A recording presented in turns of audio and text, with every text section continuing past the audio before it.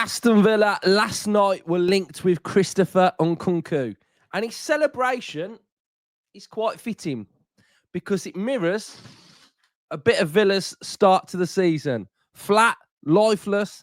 Let's get stuck into it.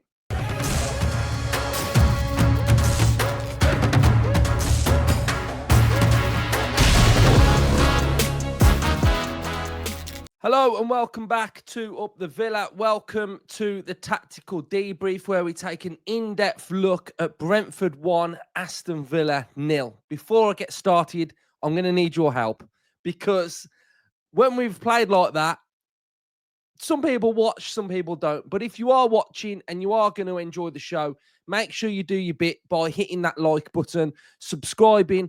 If you're new to the channel, subscribing, and also commenting your thoughts on everything that I discuss and everything that you want to bring up in the comment section down below. So on today's show, we're going to take a look at the tactical pad. We're going to have a look at the images that I think are really important to look at. We're going to go in depth on the system, what Unai is trying to achieve with playing the players that he's currently playing. We're going to take a look at some of the comments from Unai Emery as well. We'll look at the heat maps.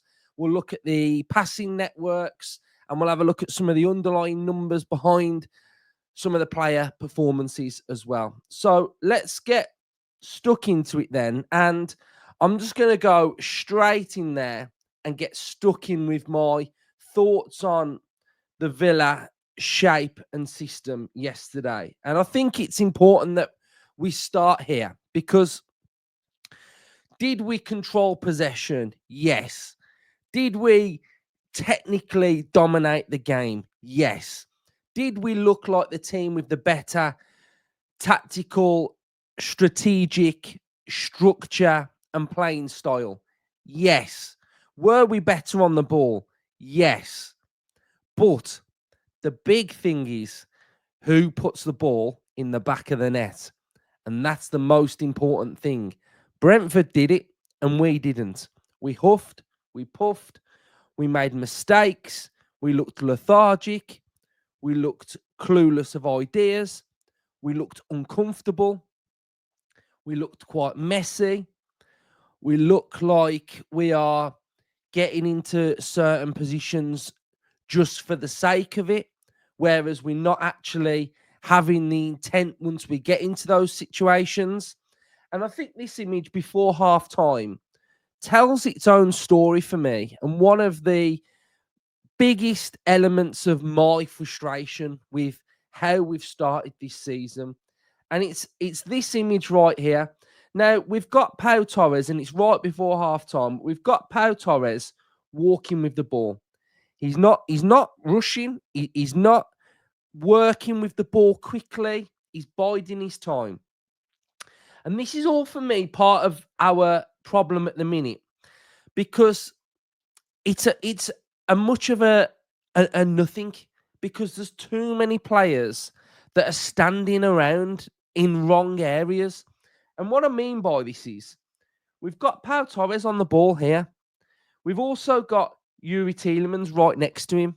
Now, I think Pau's quite good on the ball, but he's not as good as Tielemans. So in this situation here, we've got Youri Tielemans in a bit of space, occupying an area, so occupying that area through there. We've also got now Tyrone Mings as well as your defensive cover. So these two players are making up a back two as structure with Pau and Mings. We've also got Onana screening in this hybrid covering, making up a third centre half. We've also then got our right winger occupying the right back position. And then we've got the player that played majority of the game as a third centre half occupying the wide right position. On the opposite side, we've got Luca Dean occupying the left-hand side. Now, both of these positions here and here are actually fine. If we're talking about a system where our right back offers the wing back width, or the left back offers the left wing back width, that's okay. But where I've got a slight issue is we need someone like Yuri Tielemans then in here, and we need someone like John McGinn in here, or we need Buendia in here and swap him for McGinn and making up those attacking positions. What we've ended up with here is players just sort of like walking, thinking football and thinking, so I should occupy this position. If he's gone here, I can now go here. Then the other task that we've got is look at this here. You've got Henderson and I imagine it's Damsgaard, who are both working together to shut out Morgan Rogers. So you can see that their tactical game is to limit the space that Morgan Rogers has. We've got Watkins pinned up against the centre half, a lack of movement, a lack of width, and we've got 6 players, including the goalkeeper, kind of doing nothing. And this is like a big frustration for me of where this system has got to, and a familiar pattern with what we were seeing against Brentford. Walking, slow, lack of movement. And the big thing as well, and I mentioned this on my match reaction, is I can't have these players actually having a conversation and talking to each other. And what I mean by that is they're actually just getting set and getting comfortable. That they've got set, they've got comfortable, they've limited the space, they've shut us out centrally, and we've now got to decipher this plan. And what you probably get in this situation, and this is where we have big problems, is the overforcing. We could overforce this pass into here, or we could overforce this pass into here and lose possession and get transitioned on. So the system was flat, lifeless, and a bit safe again. And I stick by this safe option, and it's just not good for me, guys. You know, we go to the average positions of the game and we can see again, so you know, this isn't all negative. There's some good in here and there's some bad in here. So the good, what's the good here? Well, look at how many players we've got in the opposition half compared to how many players Brentford have in our half. They've got 3 players in our half, and we've got 6, 7 players in their half. So territorially, we're actually doing okay getting into their half. But I think the big thing from a lot of Villa fans is when we get in their half, we don't do nothing with it. But again, a couple of things with the system. The 2 at the back is structurally okay. We then have Matty Cash, who to me was making up that third centre half. But then we don't really need Onana to be so deep. Onana doesn't need to screen, because if you've got 3 centre halves back, you don't need someone to screen the 3. The 3 should be able to deal with the Brentford threat. The Brentford threat came from a 2, which was Thiago and Damsgaard, or Sharda and Thiago. So 3v2, let's do the maths. The 3 are more comfortable coming up against the 2. So again, if we have a look, in essence, we're structurally in a back 4, really, because of how deep Onana's sitting. Then we get Tielemans dropping, which is something that you want him to drop. And you've got Kamara in there being engaged. He came off. So we can have a look at some of the subs in a second.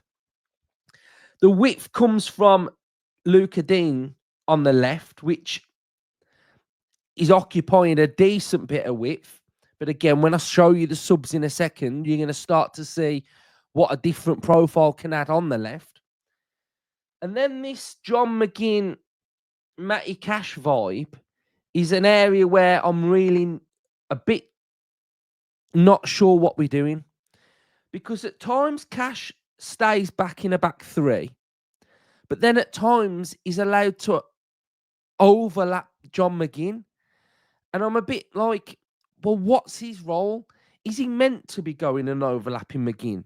Or is he meant to be staying back? Because the general profile, what I would think, is that McGinn's meant to be coming inside and Cash is meant to be going around him and offering the width on the left. But the majority of the game yesterday, it was Matty Cash staying at home, doing a lot of work inside his own half. You can see where Matty Cash's heat map is. That's not attacking where that red zone is. So I was a bit unsure about that. Rodgers drifting around. Real poor game from Rodgers. And Watkins, not really much service. So that was the numbers. But what I want to show you is look at number 12 and look at the 18-yard box. A lot of his work is done outside of it. We bring Guesson on and look at where his work is. Driving into that 18-yard box. That small cameo showed more attacking intent than any of our wide players yesterday. We've got Daniel Marlon, who was on that right-hand side. At least you can see him hugging that touchline a little bit more. And then Emi Wendia was bitty all over. Maatson coming inside a little bit, which I actually like. You can see where hovering where 29 is. You can see where he's coming inside to that 18-yard box.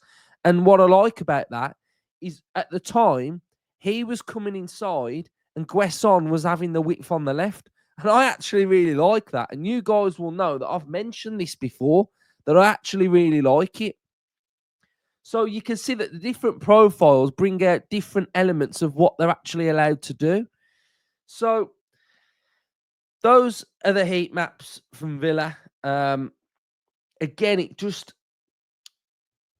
shows a little bit of confusion. And I'm at this moment in time, I kind of get the vibe that the players are a little bit confused as well. Now, I'm just going to go back to something that, last night, when Villa lose, guys, my reaction last night on the match reaction was boiled down to passion and frustration and a bit of anger and a bit of love for us wanting to be better. And last night I did a lot of looking at Villa and tactical and looking at the system and the personnel, etc. So I came up with this. Now, this is sort of what I was looking at yesterday of what I actually feel like yesterday's team should have looked like and the areas that yesterday's team should have got into. And then I'll add a few players and we'll start to see how it can look considerably better with just different players. So here's Villa's formation. So John McGinn was hugging the width on the right. But we're trying to play with this three at the back. It's Villa's new shape. It's Villa trying to be a bit more hybrid. But the big problem, you cannot do this whole making up your three like this. This cannot be your three. Okay, let me just move everybody across a little bit. Right. This doesn't work. Having Cash as the one that sits in there, because he's not an out profile of a centre-back. And it's just wasted because I don't feel like protection is there enough. And I also don't feel like we've got the tactical nous about us to know when he has to go or when he inverts or when McGinn inverts, etc. So a simple solution to yesterday was this. McGinn inverts, Cash offers the width, Kamara makes up the back three. So already we've got somebody who is comfortable at dropping, comfortable at screening, comfortable playing in there. And this is all in build-up. This is when we've got the ball as well. This isn't when we don't have the ball. This is when we've got it. Then Onana stays in central midfield. We've got Tielemans who drops and plays in that pocket. So tactically, when he goes, when I go here and I'm in and around this zone. Tielemans is in there with Onana. Your width comes from the left. Your width comes from the right. McGinn inverts. Rodgers inverts. Watkins stays central. And there's your front five. To me, that is how the formation should have looked yesterday. Simple. Everybody knows their role. It's really easy to work because Cash knows when he offers width on the right because that's when McGinn inverts. So McGinn goes inside. That's Cash's trigger to invert. The whole shape moves like this. We look structurally more set, more balanced. We all know what we're doing. But yesterday, there was a little confusion with McGinn and Cash. Where do I go? Do I not go? Do I go inside? Do I offer width? Do I put a cross in? All looks very not connected. Then you get Tielemans in that little pocket. Rodgers central, can drift around and move. But again, that's how I saw yesterday. I mean, for me personally, this is what I would do with Villa's team, and I would take Digne out, and I would play Maatsen, and I would also bring on Guesson as well. So I would take out. Who would I take out for Guesson? I'd take out McGinn, and I would play Guesson. So let me find him. Right. And I would play him. Because with this system now, it's pretty much similar, but we've got a more direct threat through here. And we know that Maatsen can be up and down, can get into this area. That will then give Rodgers an outlet. Rodgers doesn't really have an outlet now. How many times are we seeing Rodgers pick up the ball, get his head up, and he's looking round? There's nothing there. So, yes, Rodgers is losing the ball a lot. But I actually feel like part of it is the fact that he's got nothing else on. So his only option is to dribble down a blind alley because that's the only option and it's not the right decision. So if Rodgers picked up the ball and he got someone bombing on at pace, he can slip him in. We can move. We can get better. The option's better there. We've got more of an outlet there. And then on this side, because Guesson can keep the ball and he's physical and he's got the option to dribble and he will dribble because that's what we've seen. He also has got an option out here. But when you start playing the wrong players with the wrong profile that are slow, that are just dogged, that are just physical, everything slows down. So yesterday, everything's slow because who on that pitch yesterday has got raw, blistering pace? Ollie Watkins. He's the only one with raw, blistering pace. The next player that we've got is like Maatsen. Then we've got powerful and Marlon. And then we've got powerful runners. Guesson, Rodgers, powerful McGinn, powerful runners. But they're not they haven't got loads and loads of acceleration and burst and raw speed. So this would look better to me, far better than what we saw yesterday. You could put Marlon in, etc.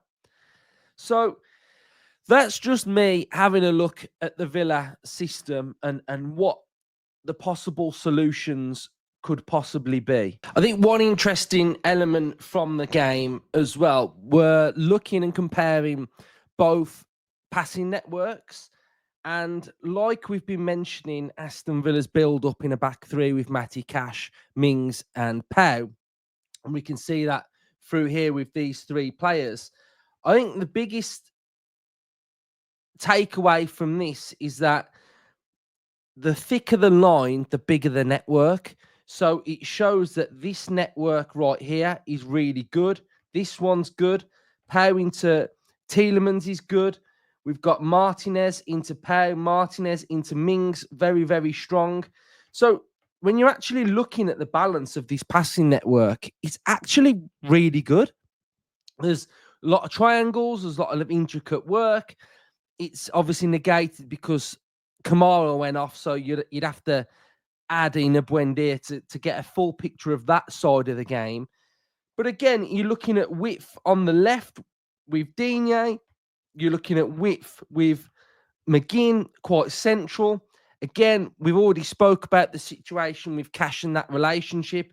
I still stick by that I think this area of our game against Brentford was probably one of our most difficult areas for us to find the right balance. And Emery has been talking about finding the right balance. And I imagine this is what he's probably alluding to. This is not bad that we've got a central profile striker. We've got Rodgers who's moving in and around him. So in essence, the network actually isn't bad. Now, if we take a look at the Brentford passing network now, we start to realise what we actually did to them, which was completely dominate, but also how with that much control from Aston Villa has to be output. So this works two ways. It's a positive and a negative. The passing network is very good, but the output is very bad. Their passing network is probably one of the worst ones I've ever seen.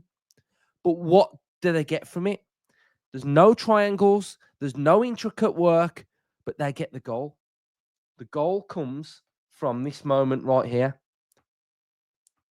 Straight up to the striker. Dango runs on and scores. This network is absolutely atrocious and fits in with my mindset that Brentford are going to struggle massively this season. There's no style of play. There's no pattern. But in football, it's about output. It's about having a tactic that works. And their individual tactic for this game was to go long and try and dominate Aston Villa's two centre halves and stick it on them.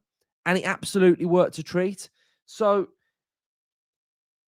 we just need more output. And the underlying thought process for me is the fact that if we have better attacking players on the pitch, the system is actually there. It's actually okay. But we've got to be braver with the players that we're playing. So Villa's network was very, very good. Brentford's was absolutely shocking. Now, I'm going to go now to a comment from Unai first. And then I'm going to just have a little look at something that happened early on in the game yesterday against Brentford. So Unai said, to lose here is hard for us, in my expectation. If we weren't performing, being clinical, or getting corners, crosses and chances, we could lose. The message before was to keep a clean sheet, then win the match. Now, I'm reading into Unai's comments there, and I'm looking into it, and I'm thinking, does he actually mean that he's gone there to get a clean sheet, to be safe, to be organised, to then grow into a game and try and win it 1-0? Because that does merge in with the message that I've got from Villa at the minute, is that when we go away from home, we're looking to control it, we're looking to be dominant, we're looking to nullify and then grow and win. That is what it looks like. The same pattern that we saw last season, right? The same frustration of when we go away from home, we play really safe, really laboured, and that's the game plan. And like I've always said, away from home, it's very difficult to do that. Why is it difficult to do that? Number one, the crowd, the atmosphere. Because if we go there and we are trying to nullify, foot on the ball, take our time, what's going to happen? Imagine being at Villa Park. The crowd get that bit of angst, that bit of that they get annoyed, they push their team on, they want their team to progress. And the big thing about football is momentum. It's momentum. It doesn't matter whether you've controlled a game for 20 minutes. The opposition could have one chance, crowd gets up, momentum swings, the opposition are on top. It's a very risky game thinking that for every away game that you play, you can go and control it and nullify and win every away game. In an ideal world, it sounds fantastic, but it's just not going to happen. And again, we start the game. So this was the 3rd minute. We start the game. Onana's lost the ball in central midfield. And in the 3rd minute, we look like this. We are completely exposed. We've got a player that is running in clear green grass. We've got players coming back. We've got Villa scrambling. Everybody's looking this way. And this is in the 3rd minute. So for a team that's gone there to be controlled, you can see that if you lose the ball in one area, you're being transitioned on and the opposition could score. Damsgaard probably should have hit the target. So for all this trying to control it, in the 3rd minute, we got exposed straight away. So that was a big eye-opening experience. But this is, guys, I'm gonna have to take a sip of my cup of tea to compose myself.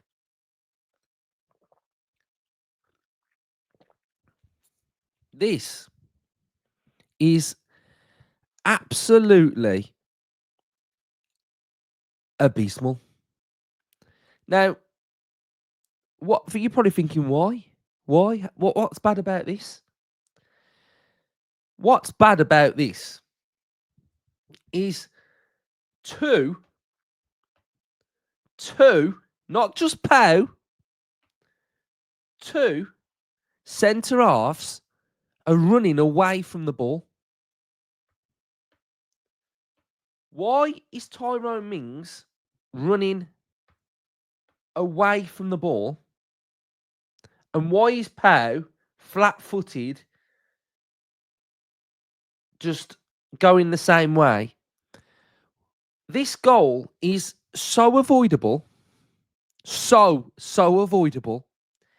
If one of our centre halves decide to go and head the ball,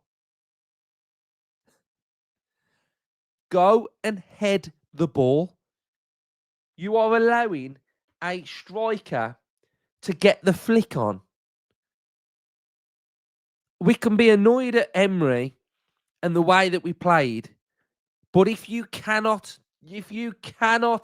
do the basics and defend this ball, then we are in for a very, very, very long season. And again, I go on social media and I see it's Cash's fault. Cash's fault? What's he done? Yeah, he was the last player, the last recovery, and he tried to get across, and then he hit the keeper, took a deflection, couldn't get his feet sorted. This goal's not Cash's fault. This is Tyrone Mings and Pau Thomas's fault. But I actually feel like in this situation, this is Mings' ball. And we talk about Pau being weak and not good in the air. And it has to be about partnerships. It's always got to be about partnerships. And the partnership here would suggest to me that Mings is the aggressor and Pau is the one that should be on a slight recovery. Now, he gets that completely wrong as well, because Look, he's flat-footed. You can see his feet, flat-footed, planted. We should be sensing danger. We should already probably be on the move. But again, a little bit like the Consa one against Newcastle, Pau decides to run next to him instead of coming across. We make a poor challenge. The rest is history. But if I mean, I'm thinking Emery doesn't have to, before a game, think about who's going to head a ball on the halfway line, surely? We're bad at defending, but how can we just get it so wrong every time? And there was a positive. There were a couple of positives, and we have to caveat positives as well. We did get into good areas. This was the Morgan Rogers chance where he probably could have took a touch, come back on his opposite foot and buried it. So we did have opportunities where we got into really good areas. But, all in all, it just wasn't great from Villa. And again, one standout stat is here. I'm just going to get it up now. Morgan Rogers had 49 touches and he was dispossessed. How many times was he dispossessed? He was dispossessed, I'm sure it was about 20 times. Let me just double check. So Morgan Rogers had 49 touches and was dispossessed 20 of those touches. So let's have a double check. So 49 touches, 71% passing accuracy, and dispossessed 21 times out of 49. That says its own story as well. So another couple of comments from Unai then. We have to improve. We have to clarify some things in the transfer window. We have enough players, but we need to clarify some circumstances with some players, whether they are staying or not, and the possibility of adding to help us. Who's he talking about? It must be like Buendia. It can't be anyone significant to the untouchable list. And then finally, he said, this is a very good example how football is. Conceding the first goal makes it very hard to come back. We have to move on and continue working, trying to change some circumstances we have. Well, yeah, that game plan of trying to not concede a goal, and when you do, you keep doing the same thing, it's not going to work, is it? So, on reflection, I'm still annoyed. I'm still frustrated. He's got to find the right personnel to play his specific system. But the worrying element of it is that shouldn't this have been done in pre-season? What have we done in pre-season? It feels like we've just wasted it when we've not played the right players in a specific way. So hopefully a lot of you have enjoyed this show. I mean, it's not all been good, but hopefully you've enjoyed how I've highlighted some issues, how I'm feeling. And we simply must be better. And Emery's got to just fix up a little bit more and just get back to being the Emery that was so dynamic for Villa early on. It really feels a bit flat. And I'll finish on the same point. And I said it because do you know what, guys? Sometimes I say stuff because I can foresee what's happening. When I was saying that we cannot allow all of this PSR to be an excuse, we have to use it as motivation. I said that weeks ago because I knew what would happen. I knew we would start to mope about. And we've got to fix up and get back to being and having a better mentality and a better outlook. So I actually hope there was some home truths in the dressing room at Brentford. I actually hope some people spoke out and said how they're feeling, because it's got to improve. So it's been a bit of a flat start to the season. Debriefs aren't as exciting as I'd like, but we've got to highlight and we've got to talk about it. So if you've got this far, make sure you are hitting that like button. Try and help me out today, because generally how these shows go is that I think the content's quite insightful. Not a lot of people will probably watch it, but I'd like people to watch it because I've actually feel like I've highlighted some key areas, to be honest. So help me out, subscribe to the channel, comment your thoughts. Up the Villa.